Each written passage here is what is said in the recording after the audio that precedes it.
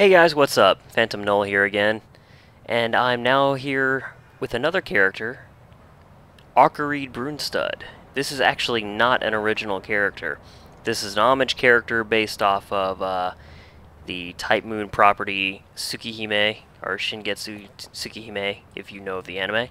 Otherwise, it's a visual novel game that comes out of Japan, from Type Moon.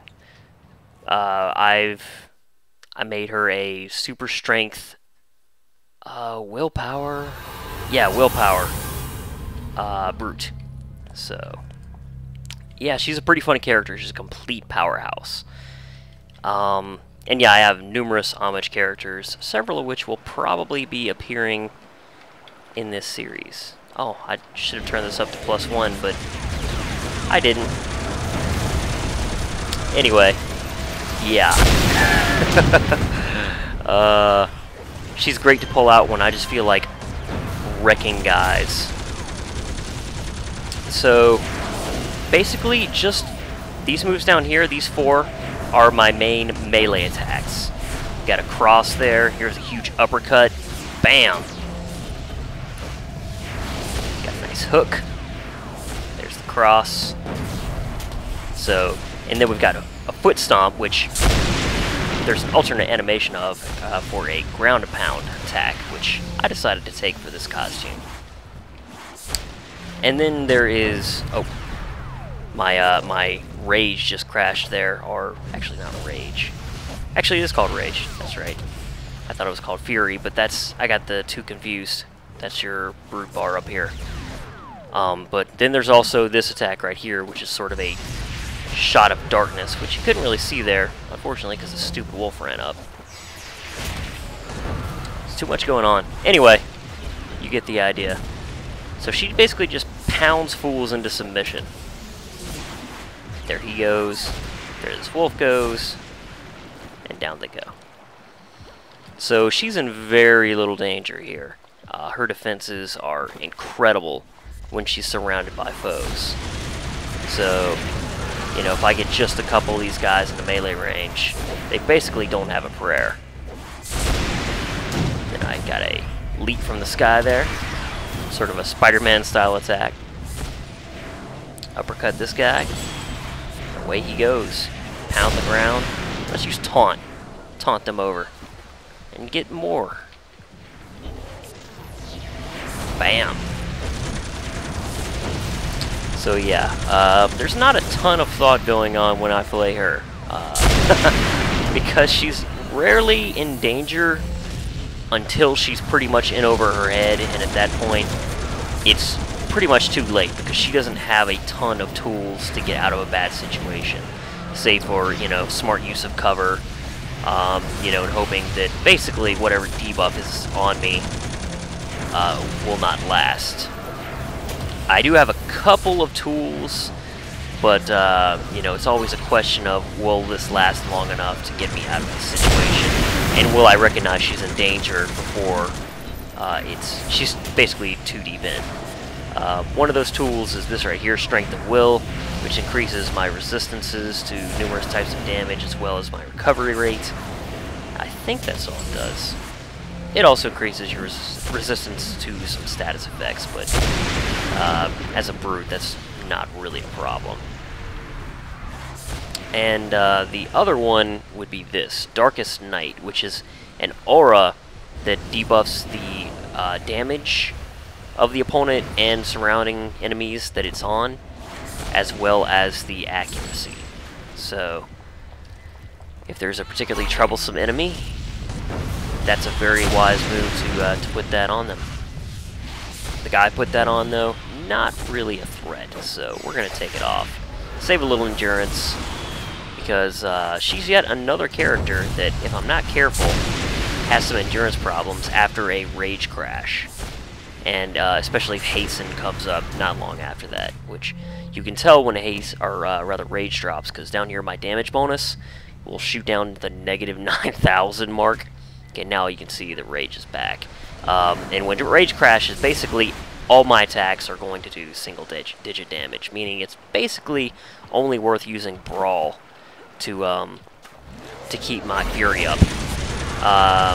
and I'm pretty sure everyone knows when Fury is watching this, but just in case, Fury is a mechanic for brutes that allows them to do extra damage based on how often they're attacking and how often they are being attacked.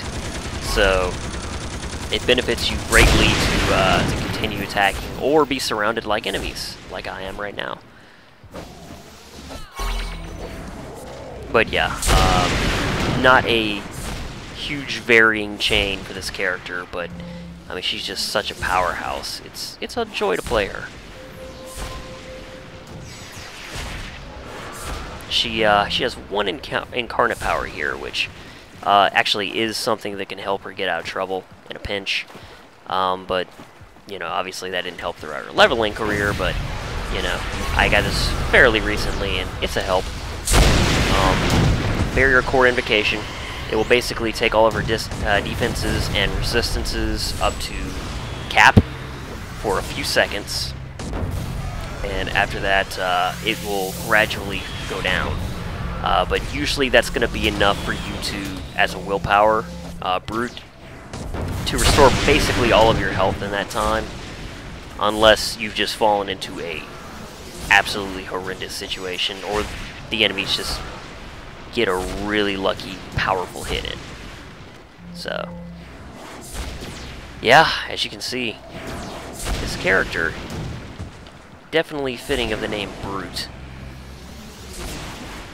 And yeah, actually, I have numerous homage characters based around the type Moonworks, which I'm sure you'll at least see one more. In fact, I'm pretty sure you'll see one more.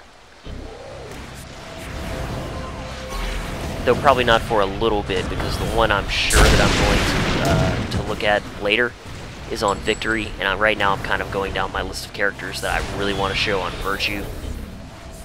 And this will be the third video I'm recording today, and the last one I'm recording right before I go to sleep. I'm going to set this to render and then hit the hay. But I mean, there's just so little time left for the game, and I kind of waited around for it to be this long, or for it to, you know, have this short time left. So I'm to blame for being against the deadline so heavily. But you know, I had some stuff going last week as well. Didn't seem like a good time to really jump into this head first. But before then, about 3 weeks ago, I had some time. I could have done it easily, but I just, honestly, you know, it's kind of hard to play the game for a long period of time, and to get motivated to record was another thing altogether. I hadn't even been, you know, recording for this channel for a long time before that, which was partly due to a video card, a bunch of problems I was having with that, which lasted over several months until I finally was like, okay, yeah, the card was hitting over 100 degrees Celsius. So, yeah, it was in real bad shape. But yeah, after I got my new card here, which I've had for probably about a month and a half now, I still didn't do videos. And you know, there was a period before the card was acting crappy that I just didn't record either, and that was just me being lazy. So, it's unfortunate. I wish I'd done more now. Again, because the game's going to be gone soon, and you know, I would have liked more videos for memory's sake. We are about to end this mission off here. Bam, one more, and that's that. Yeah, and that's Arcueid Brunestud. She's also got an alternate costume, the exact same costume, but sort of her backstory in the work Tsukihime. Basically, she's a vampire princess, and this is basically my rendition of her if she were to give into her bloodlust. So much more red aura. I thought I actually had her with the foot stomp in this one, but whatever, that works. So yeah, I like this character. Let's use this just for the heck of it. Whee! And now, let's take a quick look at her build. For punch, there's a lot of these sets in here. The kinetic combat for the smashing lethal defense bonuses. We have one in punch along with a hecatomb, chance for negative energy damage proc. Set of kinetic combat again, a haymaker, one in knockout blow along with a Mako's bite, accuracy damage, endurance recharge. We have a just a simple range and taunt. In rage, we have the Gaussens, fire control, yeah. Then we have a set of 4 eradication in foot stomp, along with 2 Armageddon. Sort of a unique slotting there, but I kind of wanted to get the energy and negative energy defense bonus out of this, and I figured I could also squeeze out the maximum health increase, which would be very nice. And I did. And then I could also increase the damage a good bit with this one, and then still get a awesome proc in the Armageddon chance for fire damage. So very unconventional slotting, but you know, the damage is still really high, and I have an awesome proc in there, so I was pleased with it. The only thing I wish that I could have gotten a little more recharge out of it, but actually 87% isn't bad, but you know, I would have liked to have 92, 93 at least. But, you know, numbers. Again, we have the combination of the 2 plus defense enhancements, which gives me plus 6 defense. Set of Pneuma Convalescence 3 in high pain tolerance. We have a plus regeneration, regenerative tissue enhancement in fast healing, along with 3 more Pneuma Convalescences. Reactive armor and mind over body, more Pneuma Convalescence. Luck of the Gambler, defense, endurance, and defense increase 7.5 global recharge. Quick recovery has the exact same slotting that I always put into stamina, but since it's just a better version of stamina, I just use that slotting to replace what I normally do with stamina. Heightened Reflexes has another 3 Luck of the Gamblers, another set of reactive armor in Strength of Will. Brawl has kinetic combat, which actually isn't just a mule in this build, because I do use Brawl to help build Fury, so it's actually used in this build. Sprint has another Stealth IO, Rest, a simple heal. Swift, Run, Hurdle, Jump. Health has Miracle plus Recovery, Pneuma Convalescence regen recovery, and Panacea chance for HP and Endurance proc. Stamina has a chance for plus Endurance proc. Combat Jumping has another 3 Luck of the Gamblers. Super Jump has Winter's Gift slow resistance, which is, you know, a nice little just-in-case thing. Spring Attack has 4 Eradication in it, which mostly, again, I just use for the set bonuses. Spring Attack is just kind of a nice, you know, frosting on the cake after Foot Stomp to take out a few more enemies, but its recharge is long and the damage isn't as good, so, you know, it's just kind of handy, but it's not a great thing in this build. But it was a great place to put this, which is I needed just a little bit more energy and negative energy defense, I think.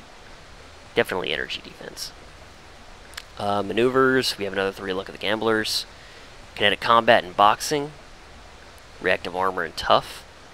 Weave has another 3 Luck of the Gamblers. In Gloom, we have a set of 4 Thunder Strikes. Darkest Night has a simple 2-hit / endurance reduction enhancement. And Hasten has 2 recharges.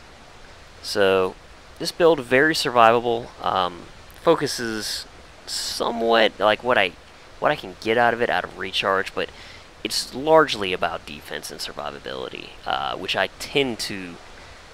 That's the way I tend to build for my melee builds, and even, honestly, even my squishy builds are built for survivability to a point, though they also cater more to recharge or things like that more often, I guess I should say. But yeah, that's another character that I'm quite fond of. Not one I play quite as much as the others I've shown so far, I think. I think it's just because when I play her, I know exactly what I'm going to be doing, and It can get kind of repetitive kind of quickly, but at the same time, she's extremely reliable in the way she plays and her survivability and such. So, yeah, very good character. So, once again, thank you very much for watching. There will be more of these to come in the coming days, and I will catch you next time.